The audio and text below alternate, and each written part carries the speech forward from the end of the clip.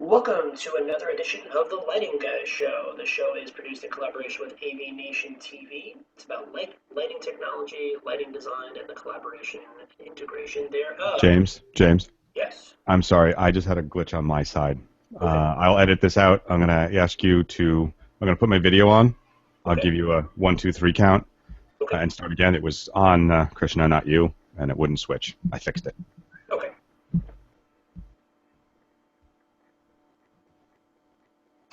Welcome to another edition of the Lighting Guys Show. The show is done in collaboration with AV Nation TV. It's about lighting design, and lighting technology, and the integration thereof. My guest today is Krishna Mistry. She's a lighting designer from the UK. This is our first transatlantic podcast episode. So, hello, Krishna. How are you? Hi, I'm good, thank you. How are you? I'm very well, thank you for you it's the mid afternoon. We got up a little early, but for you it's middle of the day, Yeah, right? it's nice. Yeah, it's the afternoon. It's warm outside. It is freezing here in New York, just so you know. I think it's 18 degrees Fahrenheit here. Ouch. Um, yeah. So, we were talking before we started. The last few interviews we've done here on the show have been with sort of grizzled veteran lighting designers who've been doing this for a long time and across hmm medium. So I wanted to talk to you a little bit about what your work is, what your focus is, and sort of where you see the lighting industry at this point. So give us a sense for what you're working on these days. I work on quite varied projects. At the moment, I'm working on Tottenham Stadium. So it's a brand new stadium for them that's being built. I have done stadiums previously. I do a lot of landscape design around Wembley Stadium, and that's quite current right now. And I also do a lot of projects in the Middle East, and at the moment, a lot of our work is going out in the Middle East. So yeah. So now I imagine this might be a stereotype, but from what I've hmm seen, the budget for Middle Eastern projects tends to be robust. They like Yeah, lighting. they Um, love lighting. and so, when you're working on these kinds of projects, what kind of technologies are you drawing on? What kind of light sources are you using? Right, so the last project I worked on, I did exterior and interior stuff, and LEDs is exactly what they wanted because we had to look at ASHRAE and we were trying to meet some watts per meter targets. And the problem I first had with LEDs is that it doesn't handle the heat, or it doesn't like the heat out in the Middle East. So what we did was I spoke to a lot of manufacturers about how we resolve this, tried to get manufacturers who have a lot of experience out in the Middle East and have products that are good for these temperatures. And that was the basis of my conversations with everybody before I managed to get a good spec in. But we did go for LED light sources in the end. And we managed to find good products for the project. So it worked out well.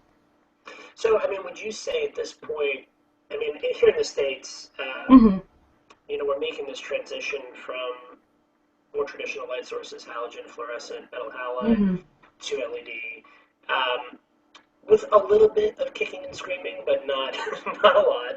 I think the technology has sort of gotten to the point where it's reliable enough now. Um, Yeah.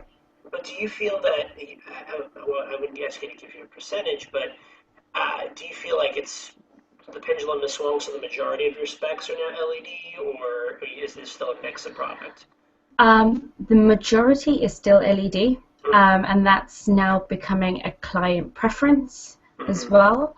I have been involved in projects such as Wembley, where they've previously used metal halide light sources. It's something they want to stick with and are adamant that they do not want to change it, and that just goes down to maintenance. It's, the guys that are on site, they have a stack full of these light bulbs, and they're like, we don't want LEDs because right.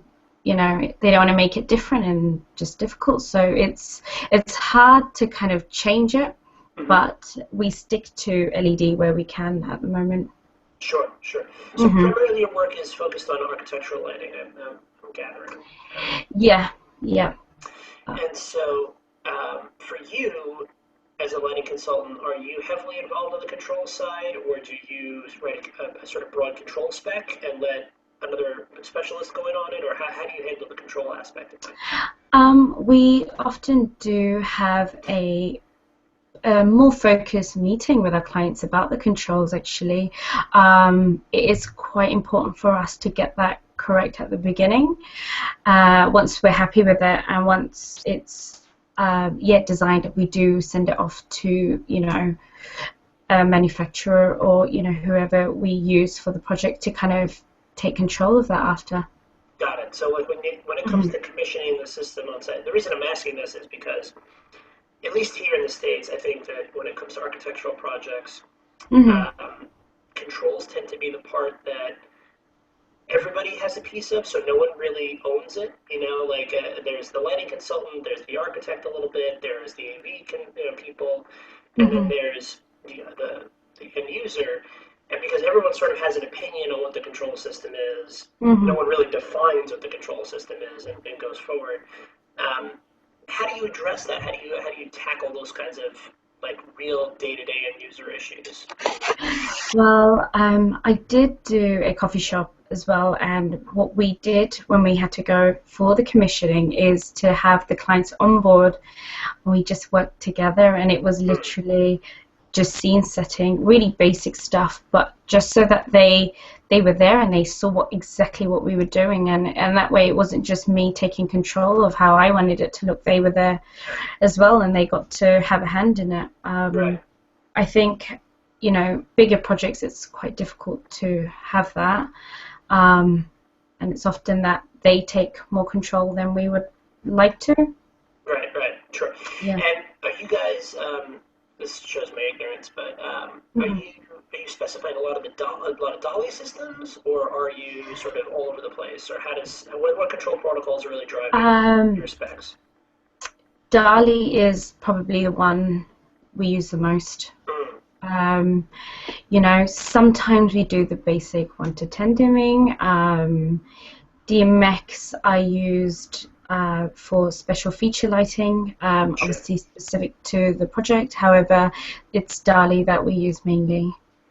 Yeah, you see, and it's amazing because Dali is such a flexible, interesting protocol, and it's made zero market penetration in the United States. No one knows how to use it. Really? Oh yeah, no one even knows how to even come close in terms of addressing fixtures and doing all the things that Dali is capable of. I mean, in the LED side, I would say 75% of the spec is 0 to 10 volt, and then you'll get some triac and leading edge dimming, and it's really not the smartest way to be dimming these fixtures at all, but it's just a protocol that no one's used to in the States, and so it's when I've shown people videos of I think it was a building in Germany where they addressed every fluorescent troffer on a different address in the Dali system, and they were able to make little Tetris squares and do all kinds of fun things with them, and people were like, "Well, that's great. We're never going to do it." I was like, "Oh, okay, that's awesome." Yeah. So talk to us a little bit about the role of a lighting consultant on your projects. I think in the States there are some prominent lighting designers, but the vast majority of projects don't hire a lighting consultant or don't think to hire a lighting consultant. Do you think it's more or less the same in the UK?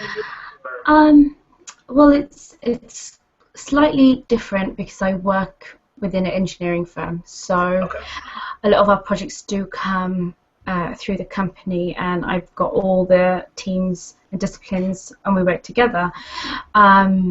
There have been times when I've known of projects that haven't had lighting designers, and then they've come to us after to fix the problem. So I do find that there are still projects that don't hire lighting designers, and I mean, we've got our MEP team who do some of the lighting design, and then they do come to us for advice, but it's just, I think it's still difficult to try and make them understand that, get the lighting designers in first, and then you can really see a difference. Right. Are you doing a lot of pre-visualization work for your clients? Are you doing a lot of renderings, a lot of photorealistic stuff? Or? Yeah, I mean, for Tottenham that I've just finished doing the facade lighting for, I've just done a lot of Photoshop conceptual renders, just to give a basic idea of the effect we want to get. I find that's such a great way to even start a conversation about what their thoughts are about the facade design, and I find that just sketches really help to just get ideas going rather than Sure. having something quite realistic.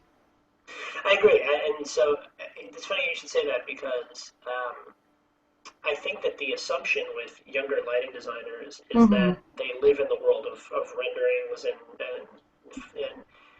I've always, I shouldn't say always felt, but I feel like for lighting specifically, sometimes renderings are dangerous to show a client because you can never fully capture in a rendering what light is going to look and feel like in a space. Yeah. So I was kind of hesitant to show clients a Hmm. full-blown rendering because then they get that image in their head, and Yeah. you may not replicate it 100% what the computer Hmm. is doing.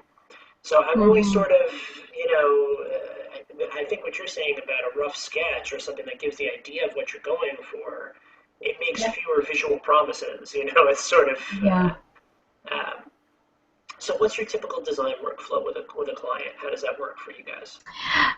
So we start off, well, personally, I always start off with a project meeting and we just kind of sit down and have a conversation about just get some ideas rolling and get a feel of exactly what they want and what my thoughts are.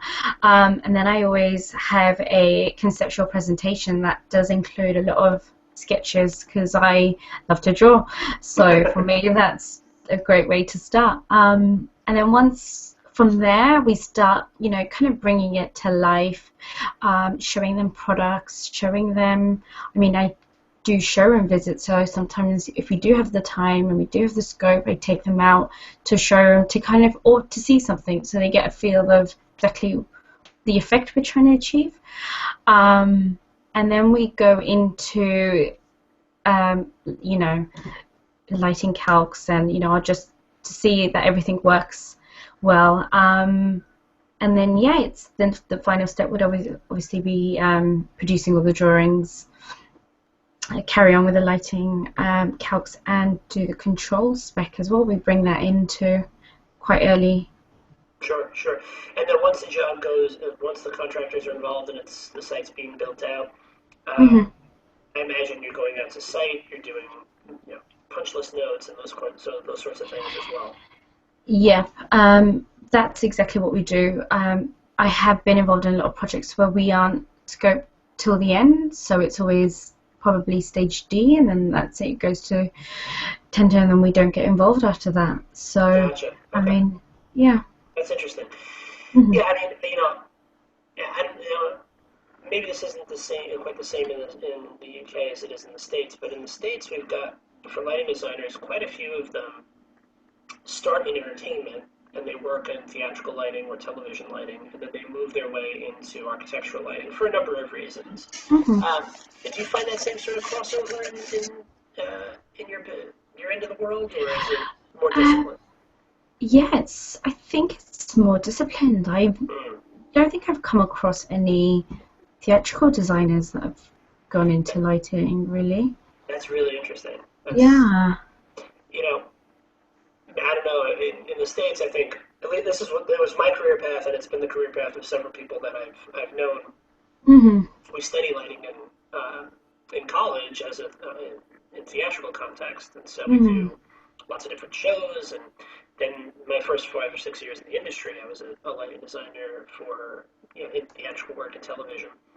Hmm. And then just the nature of the industry and the wanting the stability of a sort of more stable career, I moved into architectural lighting. But what I came to find out was that was a very common career path for folks in New York anyway. Which do you? I guess what I would ask is, do you think that's an education thing in the UK? Because there's not a lot of formal lighting design education programs in the states. No, there isn't any in the UK either.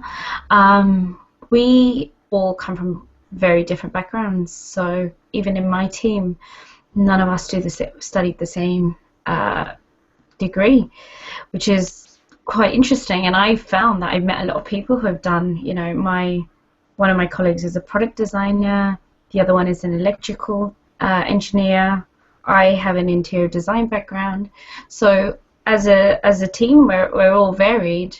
Right. And I think that's because, there isn't a degree in lighting in the UK apart from the masters that you can do. So, when I was studying, I never imagined I would fall into lighting. That's really interesting. So how long have you been, we should have started with this. How long have you been a lighting designer? It's been about 5 years now. Okay, so 5 years, and you studied interior design prior? Yeah, Okay. yeah. And do you think that, well, let me ask, what got you into lighting specifically? What took you from interior design to lighting design? I almost just fell into it. I couldn't find a job as an interior designer in London because there wasn't just nobody wanted to hire a graduate really, and I lacked the experience. I came across a junior position for a lighting manufacturer as their designer, and I took it, and I got trained in-house, and it was somebody once told me if you're going to work 3 months within the industry, you'll be here forever. And that's exactly what happened. I just fell in love with lighting from then on, and ever since then I've just obsessed. That's awesome. That's amazing. Yeah. Yeah, and for me, it was working on a show in high school. That got me Yeah. into it. But that's fantastic. That's really great. Yeah. So, where do you see, or I guess I should say, do you see a different role, or in terms of where you get your education? I think a lot traditionally, there's in the United States there's the IES, and there's of course internationally there's the IELD. Are you going more online and finding more stuff through social networks and social media? I feel like there's a growing community of letting people, letting manufacturers, who are sharing information. Is that a place you go consistently, or are you going to both traditional sources? Where are you learning about lighting day to day? Yeah, various things. Especially in London, we have a lot of events, often weekly, from manufacturers who do seminars. SLL do so many different events. I did light paintings with them, and that Yeah. was really, really fun. But they often do events that are quite different. There's a lot of shows that I go to, and lighting festivals too, which just to get inspiration for designs and see building Yeah. it differently. There's so much more of that, I think, in London than there is. New York we just had the international, or the New York Festival of Light. It was the Hmm. first annual, and they're trying to do that and grow that as an event every year. But it's a slow growing thing, whereas in Europe, I feel like, between what goes on in Germany every year, Paris, Yeah, London, there are yeah, sites across Europe that host really amazing lighting festivals, and I wish the United States would be definitely. quite get on the bandwagon and be. Yeah, Um, yeah, it's 2015, which means it's also the International Year of Light. So says yeah. the United Nations. Have you seen some activity in London around that, or? Yeah, well, more not in London at the moment. It was a festival in Bath last week that I went to. That was part of it. There's events around Europe that I'm really interested in going to. And there are shows, I think, that's coming up next month that I'll be attending. Actually, there's a good seminar on controls that I thought would be a nice something to kind of attend and see what they have to Sure. say. Yeah. That's awesome. Yeah, Hmm. we're starting to see the roster stateside of events grow a little bit. It's Hmm. so funny how I guess it's just a different mentality. European mentality is much more about international thought because you guys are an international, Hmm. continent, whereas in North America we kind of just think about North America, so it's limited in terms of Yeah. our what we imagine for the rest of the world. Hmm. But I'm hoping that we see that roster of events grow here stateside. Um, It, the last thing I'll ask you about is energy concerns. Are you seeing? I feel like Europe has been out in front on energy concerns when it comes to Hmm. lighting, um, Yeah. whereas the United States has been. We're starting to see now energy codes become stricter, and the need for energy efficient lighting come into the business. Where's your practice been on that, and what do you feel? How are the feelings about that across? And since you're working in the Middle East, are you seeing a Yeah. variation from Europe to the Middle East and how what their concerns are for energy? Yeah, definitely. I think, well, Middle East especially are very much, I mean, they want to win, the energy awards. They want to make sure that they've saved, a certain amount. So prior to the design, I get a document that states exactly how many, watts per meter squared they want in their spaces. It's something that they've already figured out.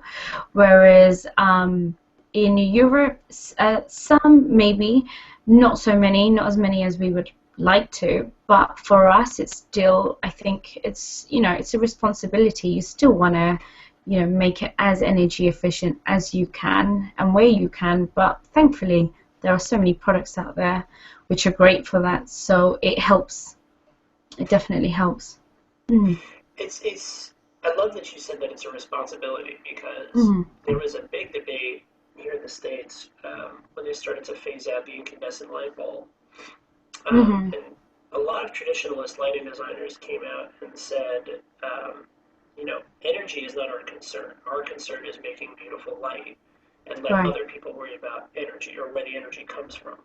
Mm-hmm. And I never really fell in with that. And so I got into some debates in the industry about what our responsibility was. But I really do believe that if Mm-hmm. you're in the lighting business, you're in the energy business. And Yeah. you have to think about it. At least it's got to be a consideration when it goes into your design. Yeah, definitely. Definitely. I agree. I mean, I was kind of involved straight into the LED generation, so I feel like it's exactly what's been drilled into my head now, and I am Yeah, all for it too. I mean, we're seeing, at Mm. least in New York, the majority of specs for architectural lighting are LED specs. You'll Mm-hmm. get maybe a little bit of halogen here and there, and fluorescent is still around for certain applications, Yeah. but we're seeing more and more people want LED. And so they're starting to get used to the metrics that you judge LED by in terms of color consistency, Yeah. color rendering. Uh, Yeah. People are used to the lumens per watt conversation now. Yeah. Um, I think that's getting there. Yeah. But you know, there's still. I was in a meeting the other day where people questions the value of LED over fluorescent, and it was a long conversation that we had Yeah. to have. So we'll finish up with what's exciting you. What's the next sort of things that you want to work on, either on the creative front or the next sort of big design piece that you're working on. What's got you going? Well, obviously Tottenham is really, it's something that I'm really passionate about at the moment. I don't support Tottenham, or Spurs, but I am really interested in stadiums. But I mean, I want to do more. I want to really get involved in almost theatrical because it's something I haven't done before. Sure. I'm very much architectural, whereas it would be nice to kind of, create an event or a festival and get involved in that side because I do so much architectural lighting. It'd be nice to kind of see how that differs from creating an event or a show or something really different. Well, the biggest thing to find that's different is the timeline. You do everything in Yeah, a very short window of time, which is fun. It's yeah, you got to move quick, which is the best yeah. part. Well, Krishna, thank you so much for joining us on the Thank show you. today. Um, and is the best place for people to find you if you want to be found on Twitter? Yeah. All right. Yep. Well, you've got an awesome Twitter feed, an awesome Instagram feed. Thanks so much for coming on the show. Great. Thank you. All right. Let me. This is where I have to pull up my little goodbye piece. This is where George gets mad at me because he's got to edit this part out because normally I should just be able to jump right into my closing. But thank thank you very much for joining us for Thank another you. issue. This is my goodbye for the audience. So Oh, thank you very my much bad. for listening to another edition of the Lighting Guy Show. This is my name is James Bedell. I'm the lighting guy. Thank you, AV Nation.